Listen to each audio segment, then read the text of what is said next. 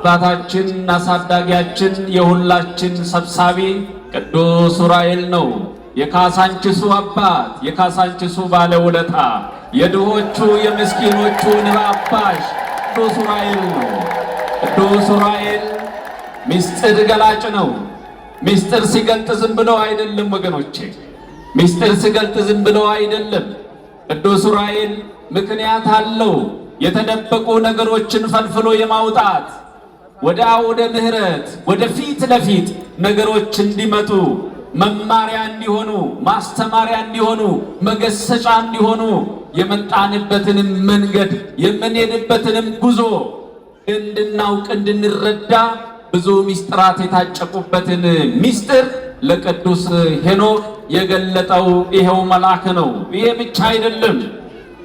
ይሄ ዓለም እግዚአብሔር ላይ ባመጸበት እግዚአብሔር ላይ በከፋበት ሰዓት ያ በደሙ ይገዛ በደሙ ይሰበሰብ በደሙ ይታጠብ በደሙ ይነጻ ዘንድ እግዚአብሔር ወዶና ፈቅዶ በራሱ ፈቃድ በቀራንዮ ለዚህች ዓለም ውለታ ሲውል ደሙን ሲያፈስ በደሙ ሲገዛን በደሙ ልጆቹ ሲያደርገን በደሙ ሲያጠበን በብርሃን ጽዋ በብርሃን መነሳን ሲላሉ አባቶቻችን መላውን ዓለም የረጨው ይሄው ቅዱስ ዑራኤል ነው። የሁላችን አባት የሁላችን ጠባቂ ቅዱስ ዑራኤል።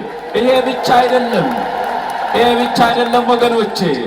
ያቺ እንደ ዓይናችን ብሌን የምናያት የምንሳሳላት ጠርተን የማንጠገባት የኢትዮጵያውያን ብቻ አይደለችም፣ የአፍሪካውያን ብሎም የዓለም ላመነባት ለተገዛላት በምልጃዋ በእናትነቷ አምኖ ለተቀበላት ሁሉ እናት ሆና የተሰጠችን ድንግል ማርያም ወደ ኢትዮጵያ ስትመጣ ወደ ግብፅ በረሃ ስትወርድ እየመራ ያመጣት ይመራት የነበረው በደመና እየጋረደ ሲንከባከባት የነበረው ይሄው ገናናው መልአክ ቅዱስ ዑራኤል ነው።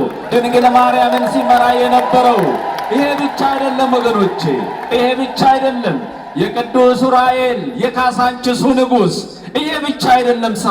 ስራው ብዙ ነው። ጠቅለል አድርገን ስንነግራችሁ አባቶቻችን ሚስጥር ሲጠሙ የሚስጥር መዝገባቸው ክፍት ሲሆንባቸው ያንን በሚስጥር አይምሯቸውን ልቦናቸውን መሙላት ተስፋቸው ሲማጸኑ ሲጾሙ ሲጸልዩ ኢትዮጵያዊው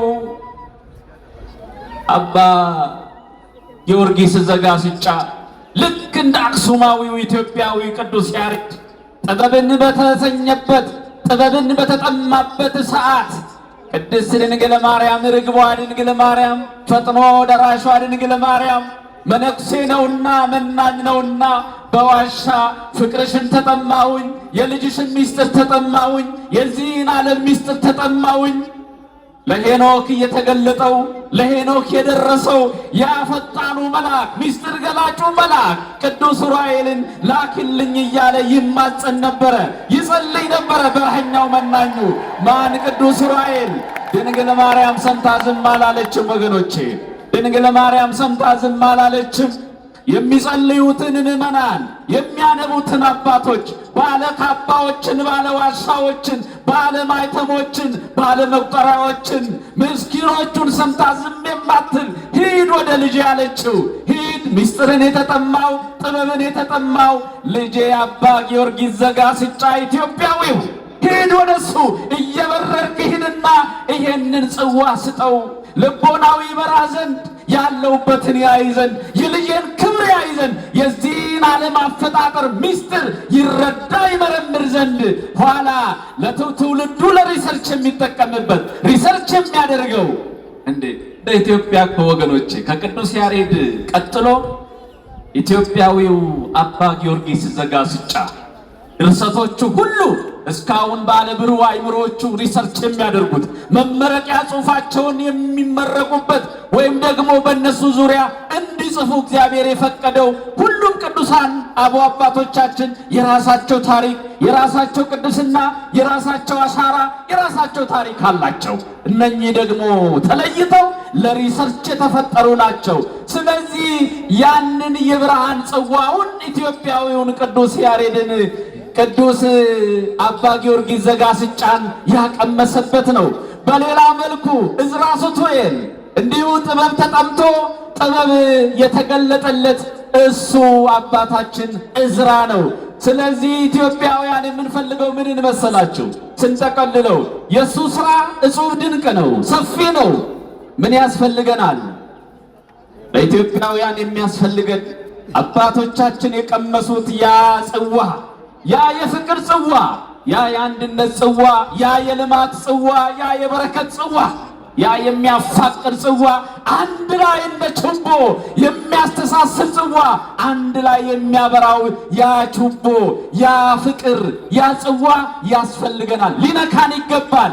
ለኔና ለናንተ ዛሬ ይህንን ጽዋ ያልተጠማ ማን አለ? እህቴ ተምራ በትምህርቷ ውጤት የላት፣ ስራ የላት፣ እድሏ ተሰነካክሎ ነጋዴው የድካሙን የትርፉን መቼ ያገኛል? ወገኖቼ ያ ጽዋ ስላልነካን እኮ ነው። የአባቶቻችን በረከት ስላላደረብን እኮ ነው። ያደረባቸውማ ጽዋው የነካቸውማ ባለክንፍ ሆነዋል። ስሳ አናብር ስሳ አንበሳን አሰልፈዋል። አንበሳን መጋለብ ጀምረዋል። በደመና እየሰነጠቁ ዓለምን መዞር ጀምረዋል። የኢትዮጵያውያን ቅዱሳኑ፣ የኢትዮጵያውያን የስውራኑ፣ የኢትዮጵያውያን የአባቶቻችን የባለ ጽዋዎቹ ልጆች ከሆነ ደግሞ ወደ እነሱ ማደግ ያስፈልጋል። ወደ እነሱ ማደግ። ይሄ ጽዋ ካልነካን ወገኖቼ ዓለምን እያየን ነው። ዓለም ለእኛ ያላት የቤት ሥራ እኛን ማሳነስ ነው፣ እኛን መከፋፈል ነው። መስዋዕታችን እንዳያርግ ሰማየ ሰማያቱን ሰንጥቆ እንዳይወጣ እንባችን እንደ ራሔል ወደ ላይ እንዳይወጣ የብዙዎች እንባ ወደ ታች ወርዷል። እንባ በተፈጥሮ ቁልቁል የሚወርድ ይመስለናል እንጂ ወገኖቼ እንባ ወደ ላይ ነው መንገዱ። እንዳትመኙ። ሰው የምታስለቅሱ ካላችሁ የድሃው እንባ፣ የምስኪኑ እንባ፣ የሚገፉት እንባ፣ በታቦቱ ፊት የሚያነቡት እንባ፣ ካህናቱ በቤተ መቅደስ ስለ ሕዝቡ፣ ስለ ሀገሩ፣ ስለ ወገኑ፣ ስለ ነፍስ ልጆቹ የሚያነባው እንባ የሚያስፈራውን መንበር ይዞ በቅድስት ያለው እንባ ሁሉም ወደ ላይ ነው። የእንባ መንገድ ወደ ላይ ነው። ስለዚህ እንባ የሚታበሰው ጽዋው ሲነካን ነው። ጽዋው እንዲነካን ደግሞ ወንጌሉ ላይ አላነበባችሁ? የዮሐንስ ወንጌል ምዕራፍ 2 ቁጥር 6 ላይ እነኛ በስድስቱ ድንጋዮች የተመሰሉት ድንጋዮቹን ሙላቸው የተሰኙት ለጊዜው ውሃ ተሞልተው ወደ ወይን ተቀይረዋል። ይሄን ለማለት አይደለም፣ በሌላ መልኩ ላሳያችሁ ፈልጌ ነው። በስድስተኛው መቶ ክፍለ ዘመን ክርስቶስን ለመስቀል ቃሉን ላለመስማት ሲተባበር የነበረው ዓለም ልቡ ድንጋይ ሆኖ ነበረ፣ አይምሮው ድንጋይ ሆኖ ነበረ። የሚያስተውል የለም። ይሰቀል ይሰቀል ብቻ፣ ይገፋ ብቻ፣ ይውረድ ብቻ፣ ይዋረድ ብቻ ነበረ። ያ አይምሮ ድንጋይ የሆነ አይምሮ ምን ይሁን አለ? ምን ይሁን ማለቱ ነው? በስድስቱ ቃላተ ወንጌል ይሞሉ ማለቱ ነው። በጥበባት ይሞሉ ማለቱ ነው። በአምስቱ ብሔረ ኦሪት ይሞሉ ማለቱ ነው። በሐዲሳቱ ይሞሉ ማለቱ ነው። በትምህርተ ነቢያት፣ በትምህርተ ሐዋርያት ይሞሉ ማለቱ ነው። በሌላ መልኩ በሊቃውንቱ በመምህራኑ ዕውቀት ትምህርት የአይምሮ ይሞላ ማለት ነው። ያ የተሞላ አይምሮ ጽዋው ላይ ይደርሳል። የጽዋው በረከት ይደርሰዋል። እኛ የብርሃን ጽዋ ልጆች ነን። የግማደ መስቀሉ ልጆች ነን። የታቦተ ጽዮን ልጆች ነን። ቀና ለማለት ጽዋው እንዲነካቸው፣ ግማደ መስቀሉ እንዲደርሳቸው በሀገር ውስጥና ከሀገር ውጭ የወላጆቻቸውን የሀገራቸውን ሸክም ከአቅማቸው በላይ የሆነውን ተሸክመው መከራ የሚያዩ ዋጋ የሚከፍሉ ለሰው የሚኖሩ ኢትዮጵያውያን አሉ። ያ ጽዋ ያስፈልጋቸዋል።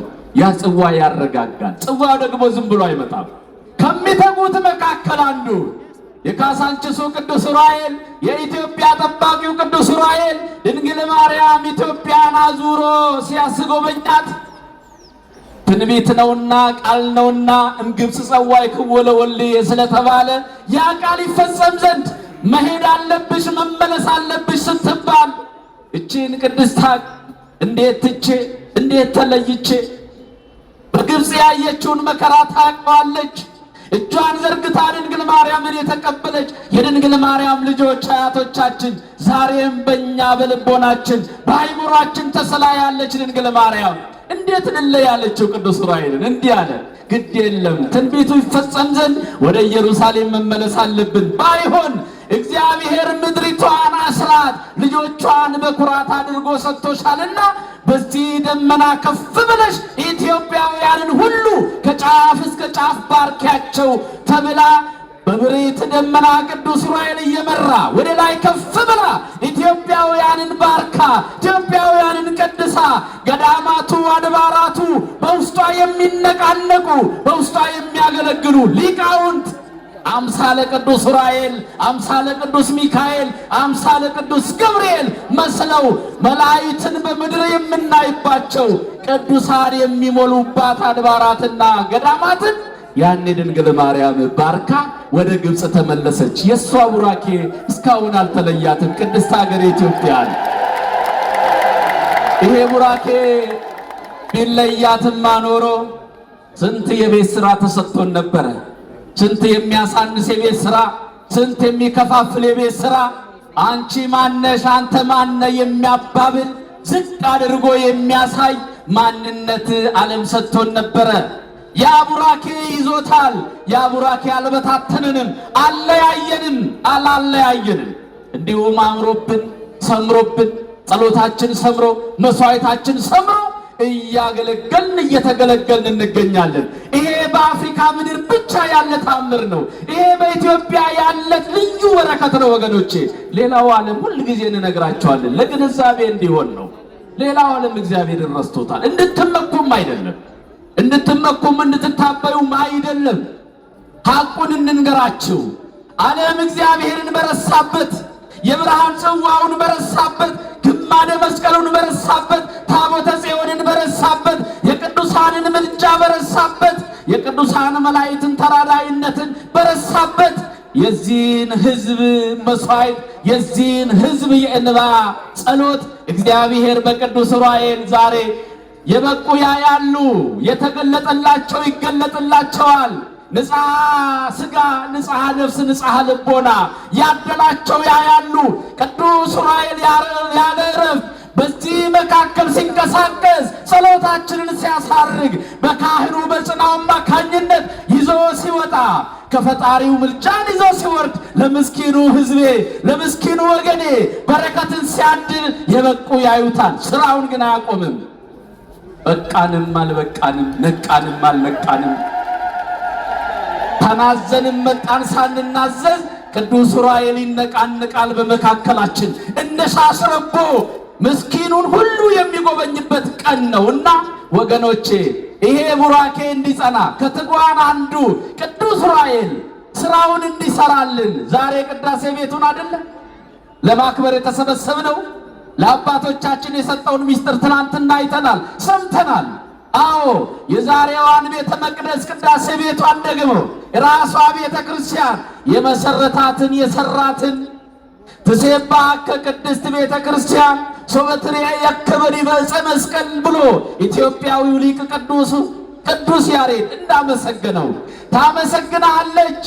በደም ስለመሰረትከኝ በውስጧ የሚነቃነቁ ካንተ ጋር የሚያገናኙ ድልድዮችን ብፁዓን አበው አባቶችን ሊቃነ ጳጳሳትን ሊቃውንትን ካህናትን ደጋግ ምዕመናንን በውስጤ ሞልተው የሚያገለግሉትን ስለሰጠኝ አመሰግናለሁኝ ትላለች እናት ቤተ ክርስቲያን። ዛሬ የተመሰረተችበት ስለሆነ ሶስት ድንጋይ ነው ወገኖች፣ ሶስት ድንጋይ እንደ ሰም እያቀለጠ እየሳበ ሶስቱን ድንጋይ አንዱን መቅደስ ቅድስት ቅኔ ማህሌት አድርጎ አናታቸውን በአንድ ጉልላት አስሮ የአንድነቱና የሶስትነቱ ምስክርነት በግልጽ የተመሰከረበት ቀን ነው። ይሄ ፈጣን መልአክ ከቅዱሳኑ መላእክት ከትጉሃኑ መላእክት አንዱ ቅዱስ ዑራኤል እዚች ቤተ ክርስቲያን ውስጥ ያገለግላል። ማንን? ካህናትን ያገለግላል፣ ምዕመናንን ያገለግላል። ትጉህ ነውና እረፍት የለውም። ተግቶ ሁላችንን ይጎብኘን፣ ተግቶ አፍሪካን ይጎብኝልን፣ ቅድስት ሀገርን ኢትዮጵያን ይጎብኝልን። የቅዱስ ዑራኤልን ምልጃ የሚጠባበቁ በደጅ የወደቁ በስነ ልቦና የወደቁ መነሳት ያቃታቸው ሰው የረሳቸው የወገን ያለ የሚሉ ኢትዮጵያውያንን ሁሉ ትጉ ቅዱስ ዑራኤል ይጎብኝልን፣ ይቆየን።